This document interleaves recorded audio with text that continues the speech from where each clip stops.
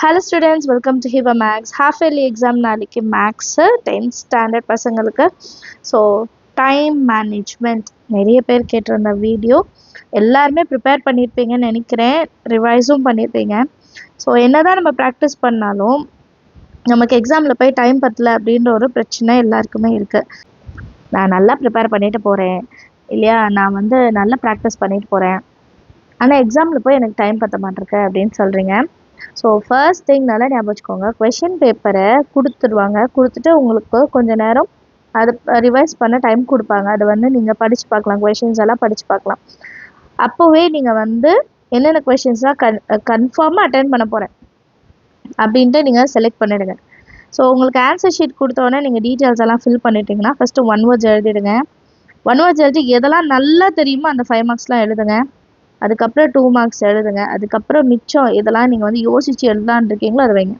So ஃபஸ்ட்டே தெரிஞ்சதெல்லாம் ஸ்பீடாக எழுதி முடிக்கும் போது நமக்கு டைம் சேவ் ஆகும்.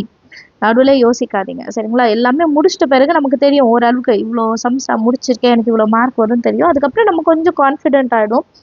அதுக்கப்புறம் தெரியாத கொஷின்ஸை எடுத்து நீங்கள் சால்வ் பண்ணுங்கள், சரிங்களா? இப்போ ஃபஸ்ட்டே ஒரு கொஷினை பார்க்குறோம், அது ஞாபகம் இருக்கிற மாதிரி இருக்க ஸ்டார்ட் பண்ணிட்டோம், பாதி வழியில் மறந்துருச்சு, அடுத்த ஸ்டெப்பு தெரியலன்னா அதிலே இருந்து யோசிச்சுட்டு இருக்காதீங்க. உங்களுக்கு தெரியும் அதுக்கப்புறம் எவ்வளோ கேப் எடுக்கணும், அந்த கேப் விட்டுட்டு அடுத்த கொஷின் போயிடுங்க. அதுக்கப்புறம் நீங்கள் சால்வ் பண்ணிகிட்டே வரும்போது நமக்கு ஒரு கான்ஃபிடென்ஸ் வந்துடும், நிறைய கொஷின் முடிச்சுட்டோன்ட்டு. அப்போ திருப்பி அந்த கொஷினை ரீகால் பண்ணிங்கன்னா ஞாபகம் வரும். நீங்கள் தெரியாத டைம்லேயே இது தெரியல திருப்பி எப்படி இது எழுதுறது நம்ம யோசிக்கும் போது ஸ்ட்ரெஸ்க்குள்ளே போயிடும். ஸோ தட் நம்ம அதை ரீகாலே பண்ண முடியாது. அதே நமக்கு தெரிஞ்ச கொஷின்ஸ்லாம் அதுக்கப்புறம் நம்ம எழுதிட்டு திருப்பி பார்க்கும்போது கண்டிப்பாக நமக்கு அந்த கொஷின் ஞாபகத்தில் வரும், சரிங்களா? ஸோ எங்கேயுமே ஸ்டக் ஆகி நின்றாதீங்க. நீங்கள் டைம் எதெல்லாம் தெரியுதோ அதெல்லாம் முதல்ல முடிச்சுட்டு தெரியாதது லாஸ்ட்டில் பார்க்கலாம் அப்படின்ட்டு ஒரு மைண்ட் செட்டில் இருங்க. அண்ட் எல்லாமே நல்லா தெரியுது அப்படின்னா நான் எழுதி முடிச்சுட்டு பேப்பர் செக்கிங்க்குலாம் டைம் வேணும். ஸோ அதனால் எல்லாமே ஸ்பீடாக எழுதுங்க. ஃபஸ்ட்டு ஸ்லோவாக ஆரம்பிச்சுட்டு லாஸ்ட்டில் ஸ்பீடாக எழுதிங்கன்னா ஹேண்ட் ரைட்டிங்கும் ப்ராப்ளம் ஆகும், சரிங்களா? ஸோ கொஷின் பேப்பர் பார்த்த உடனே ரிலாக்ஸாக இருங்க. எதெல்லாம் தெரியுமோ அதை ஃபஸ்ட்டு முடிங்க, எதெல்லாம் தெரியாதோ அதை நம்ம பார்த்துக்கலாம் அப்படின்னு சொல்லிட்டு ஃபஸ்ட்டு இதை முடிச்சிடுங்க. அதுக்கப்புறம் கொஞ்சம் கொஞ்சமாக நீங்கள் ரீகால் பண்ணும்போது கண்டிப்பாக உங்களுக்கு அதில் ஐடியாஸ் கிடைக்கும், சரிங்களா? Exam 3 hours. 1 wordsம் கிராஃப் ஜியோமெட்ரியும் ஃபஸ்ட்டு 1 words எழுதுங்க, அப்புறம் கிராஃப் ஜியோமெட்ரி எழுதுங்க. இது ரெண்டுத்துக்கும் சேர்த்து நீங்கள் ஒரு 30 to 45 minutes எடுத்துக்கோங்க, அதுக்கு மேலே எடுத்துக்காதீங்க. 30 minutesலேயே முடிக்க பாருங்கள், சரிங்களா? தெரியாத கொஷினை பேலன்ஸ் வைங்க, அதுக்கப்புறம் நம்ம அதை முடிச்சுக்கலாம். Next 5 mark. 5 mark நீங்கள் 1 hour எடுத்துக்கலாம். 5 markக்கு நீங்கள் 1 hour எடுத்துக்கலாம். அப்புறம் 2 markக்கும் நீங்கள் 45 minutes தான் எடுக்கணும், சரிங்களா? இந்த டைம் பிரகாரம் பாருங்கள். 1 hour 5 markக்கு 45 45 90. So 1 hour 30 minutes.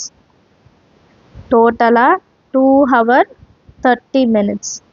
இந்த பேலன்ஸ் இருக்க 30 minutes இருக்குது பாருங்கள். 3 hours பேலன்ஸ் இன்னும் நமக்கு ஒரு 30 minutes. இந்த 30 minutes இருந்தால் தான் நீங்கள் பேப்பர் செக் பண்ணுறதுக்கு ஈஸியாக இருக்கும்.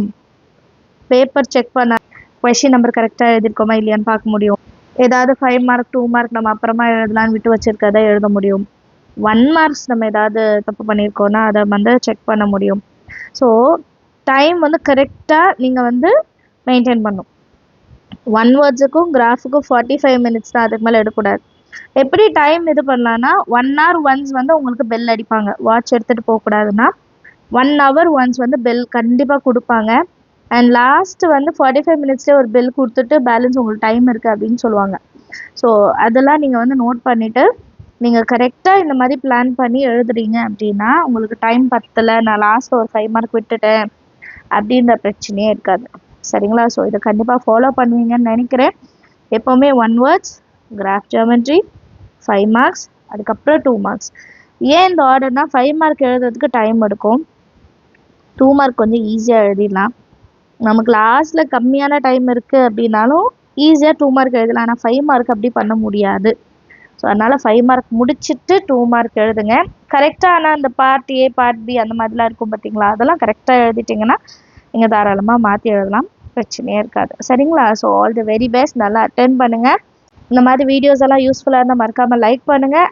சப்ஸ்கிரைப் பண்ணாமல் பார்த்துட்ருக்கீங்கன்னா மறக்காமல் சப்ஸ்கிரைப் பண்ணுங்கள், கூட பெல் ஐக்கான் செலக்ட் பண்ணிக்கோங்க. தேங்க்யூ ஸோ மச் ஃபார் வாட்சிங்.